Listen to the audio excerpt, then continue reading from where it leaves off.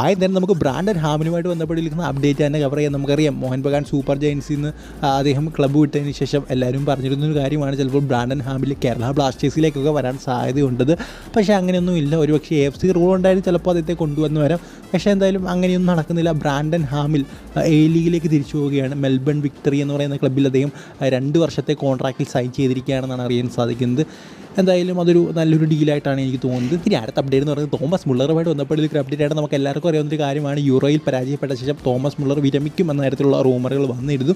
അതിലിപ്പോൾ നമുക്കറിയാൻ സാധിക്കുന്നു ഫബ്രീസിയോ റൊമാനോ റിപ്പോർട്ട് ചെയ്യുന്നതും വെച്ച് നോക്കുമ്പോൾ ഇൻ്റർനാഷണൽ കരിയറിൽ നിന്ന് തോമസ് മുള്ളർ വിരമിക്കാൻ പോവുകയാണെന്നാണ്. അതായത് ഇനി വരാൻ പോകുന്ന തലമുറയ്ക്ക് വേണ്ടി അദ്ദേഹത്തിൻ്റെ സ്ഥാനം അദ്ദേഹം ഒഴിഞ്ഞു കൊടുക്കാൻ പോവുകയാണെന്നാണ് ഇപ്പോൾ നമുക്ക് അറിയാൻ സാധിക്കുന്നത്. എന്തായാലും ഒരു ആബ്സല്യൂട്ട് ലെജൻഡ് എന്ന് തന്നെ നമുക്ക് തോമസ് മുള്ളറിനെ പറയണം. എന്തായാലും നമുക്കിനി അടുത്ത അപ്ഡേറ്റിലേക്ക് കിടക്കാം.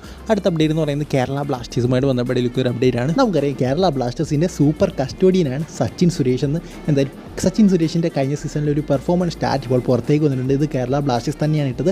എന്തായാലും ഒരു പെർഫോമൻസ് സ്റ്റാറ്റ് നമുക്കൊന്ന് നോക്കാം. അതായത് സച്ചിൻ സുരേഷ് കഴിഞ്ഞ സീസണിൽ ഏതാണ്ട് 15 മത്സരങ്ങളാണ് കളിച്ചിരിക്കുന്നത്. അതിൽ 5 എണ്ണത്തിൽ ക്ലീൻ ഷീറ്റ് ഉണ്ട്.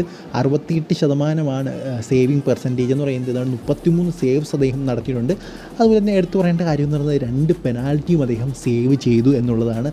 സോ ആബ്സല്യൂട്ട്ലി ഒരു വളരെ നല്ല രീതിയിൽ തന്നെ, അതായത് കഴിഞ്ഞ ഡ്യൂറൻ കപ്പിൽ അദ്ദേഹത്തിന് ഒത്തിരി പഴി കേട്ടിരുന്നു. അതിനെയെല്ലാം മാറ്റിമറിക്കുന്ന ഒരു പെർഫോമൻസ് ആയിരുന്നു ഡ്യൂറൻ കപ്പിൽ നമുക്ക് കാണാൻ സാധിച്ചത്. ഡ്യൂറൻ കപ്പിലല്ല, നമുക്ക് ഇന്ത്യൻ സൂപ്പർ ലീഗിൽ കാണാൻ സാധിച്ചത്. സോ ഈ സീസണിൽ സച്ചിൻ സുരേഷിൻ്റെ ഒരു മികച്ച പ്രകടനത്തിന് വേണ്ടി നമ്മൾ കാത്തിരിക്കുന്നു. എന്തായാലും ഡ്യൂറൻ കപ്പിൽ അദ്ദേഹം കളിക്കാൻ തോന്നുന്നില്ല. അദ്ദേഹം ഡയറക്റ്റ് ഇന്ത്യൻ സൂപ്പർ ലീഗിലായിരിക്കും കളിക്കാൻ പോകുന്നത്.